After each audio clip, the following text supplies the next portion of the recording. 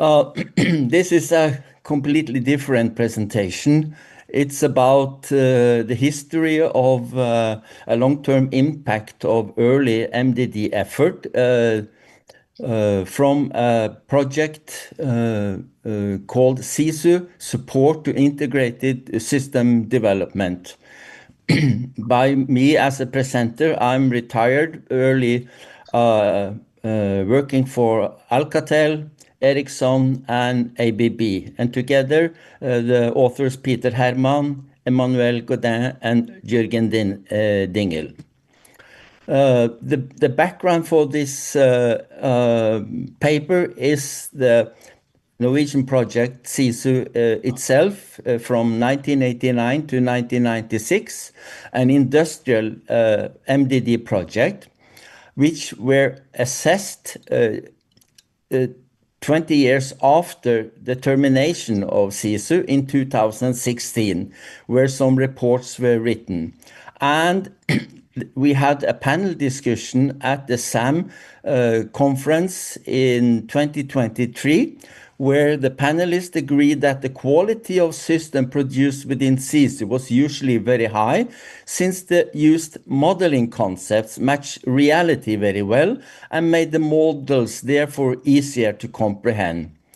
And still, 6 of the remaining companies of 19 have products still in service in 2025, more than 29 years after SISU termination. So why do we do this? We have a saying that to know where we are going, we need to know from we are coming in order to replicate our successes and minimize our failures. Knowledge of our history gives us the necessary knowledge, strength, power, means, and motivation to better shape the needed future of software engineering.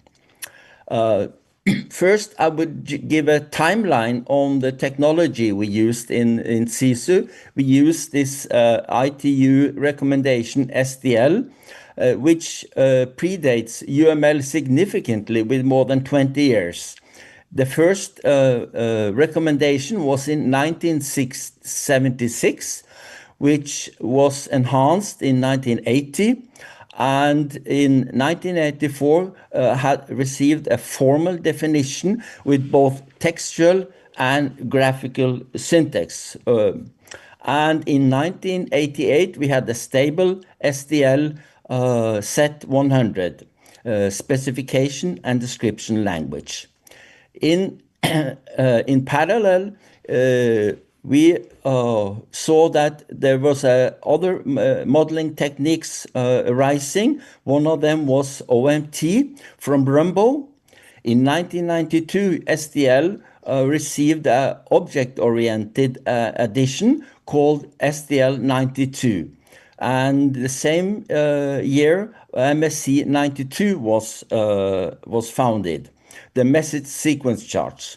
1996, the message sequence charts were expanded, and it was in 1997, after the SISU termination, we had the first revision of UML 1.0. In 2000, we had a update of SDL and MSc to 2000. In 2005, we got UML 2.0, which added composite structures, sequence diagrams, and active classes to UML, which basically is constructs from SDL. So UML 2.0 is actually a combination of UML 1.0 and parts of SDL. In 2010, we got an UML profile of SDL called Set 109. And here is an overview of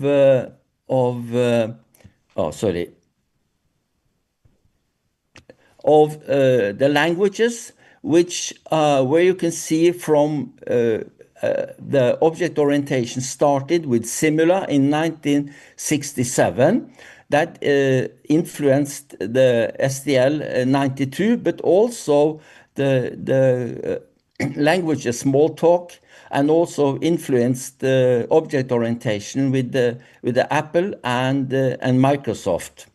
And further down, we can see this was also influenced to UML 1 point and UML 2 point. The SISU project were performed in two phases, from 89 to 96, SISU 1 and 2. Of the 19 companies, 6 still have products in service. During SISU, we explored available technology like entity relationship, Simula, SOM, which is called STL-oriented methodology. Then we have ORAM, object-oriented role and analysis modeling from Tascon and Trygve Renskov, who was the inventor of the MVC principle, model view control, and SDL, and selected SDL as a mature and available with tool support. In the beginning, SISU, we called it integrated methodology because the term MDD was not in use. And in 92, SISU supported the object orientation. SISU project was showing the real-world usage of MDD in large industrial project, which often is mentioned missing academia. Most projects are academic, but here we have a project with industrial experience. And in SISU, we created a maturity model based on CMM to better assess the implementation of methodology improvements. So if you know the capability maturity model from the Carnegie Mellon University in the US, with 5 levels, the lowest initial, the highest optimized, we transfer this to 5 disciplines, 6 disciplines. An example like in verification and validation, you go from test-oriented via animated to synthesized transformation, compiled, coding, and then generated and design transform. So when the SISU project started, we did an evaluation of each of the 19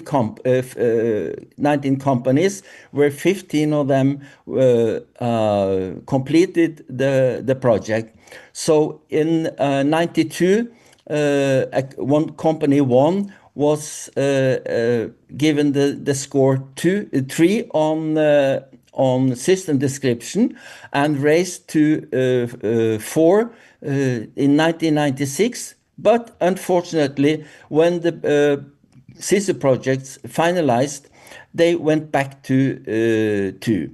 There's a lot of numbers here, but there is an overview at the bottom where each of the blue lines shows each of the companies' average involvement from the start of the SISU project to the termination. And the red bar shows the assessment in 2016, showing that there was a decline, but not as much, so not back to start.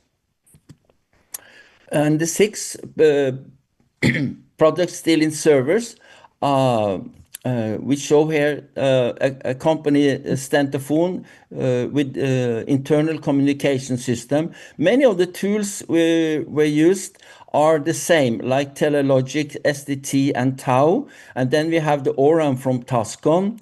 And the code generator was used for this project, made from Sintef DLab in the early 90s.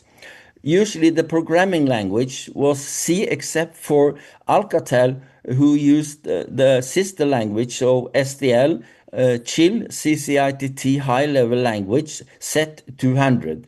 And then all of this system had their own runtime environment that was TST means Telox SDL tool, so it's an SDL runtime system. Telelogic had their own internal, and the chill support also had its own. And in one interesting aspect here is that the multi-role radio developed by Alcatel and KDA, the software was in 2000 transferred to KDA, Kongsberg Defense and Aerospace, where they used their own in-house runtime system and C code, but they used the same SDL model as we generated code to chill. So instead of rewriting the complete source code base, they only rewrote the code generation.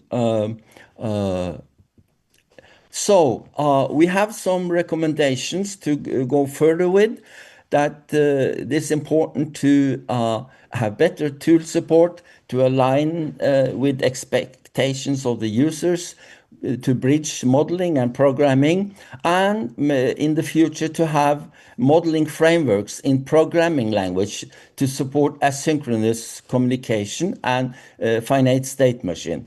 Human factors are important. In the previous presentation, I was impressed by the difference between the cognitive overload in using diagrams compared to code, and which I support very much. But you have given us a scientific support on that.